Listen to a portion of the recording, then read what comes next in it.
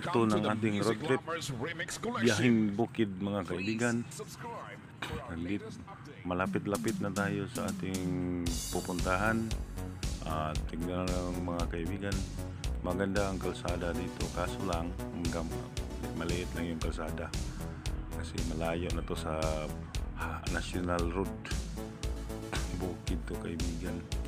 Dito naman hindi masyado mainit kasi maraming puno ng kahoy. Napakaganda sa din. Pagaganda sa din dito kaibigan.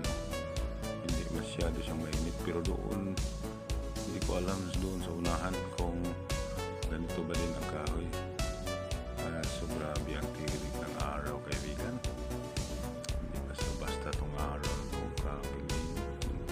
Ang mga damo sa tabi-tabi ng tuyo.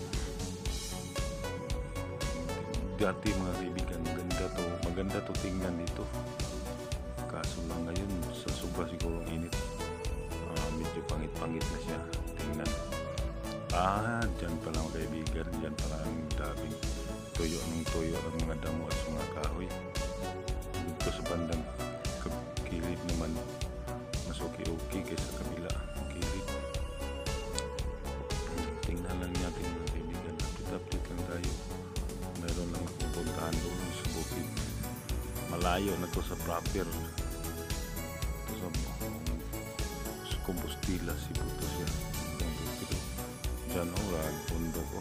Tuyo yung mga damo at saka kahoy. Napakainit talaga dito kaibigan. Tingnan lang natin ito. Iba naman siguro ibang lugar maliban sa Manila, siguro bahala sila doon. Dito sa Cebu wala pa rin ulan, grabe init pa rin. Update lang tong mga kaibigan kasi wala pa tayong maganda na mga video. Maraming salamat sa mga suporta niyo mga kaibigan. Kahit malog yung mga video, nandyan pa din kayo. Maraming salamat talaga sa patuloy nyo niyang pagsuporta sa aking YouTube channel. God bless you all po. Maraming salamat. Update lang kayo, malapit na tayo makarating sa ating pupuntahan sa road trip biyaheng bukid. Pabukid muna tayo mga kaibigan kasi maganda rin dito sa bukid kaysa doon sa amin. Grabe ang init. Dito naman mainit din, pero hindi masyado, hindi katulad sa amin. Yan yung bami, alikabok. Sa Bisaya, abog yung mga kaibigan. Ang abog talaga, sobra dahil sa init. Dami ding manukan pala doon, no? Manukan. Palapit-lapit na tayo mga kaibigan. Mga 3 minutes na lang siguro makarating na tayo sa ating puntahan. Update lang tayo.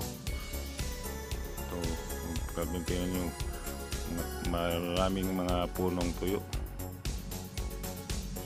Tuyo yung mga puno. Tingnan mo, halaman. Yung mga niyog din, dilaw yung mga dahon. Sobrang layo na to sa lungsod, sa proper ng Compostela kaibigan. Sobrang layo na talaga dito. Malapit-lapit na tayo mga kaibigan. Konting tiis na lang, makararating na din tayo sa ating pupuntahan.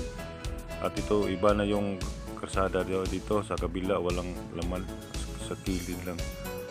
Dito pa rin, toyo pa rin ng mga kahoy at saka mga damo dito. Sobrang layo na ito mga kaibigan. Pag bihira lang yung mga sasakyan pupunta dito kasi sa grabing layo talaga. Dito maraming salamat naman. Malapit tayo, tingnan nyo, dilaw yung mga puno ng niyog dito sa kahoy at saka mga damo. So sobrang init. Siguro pag mga next month, June, maulan na din dito. Diyan po siguro babalikan din natin ito kasi maganda na din tingnan.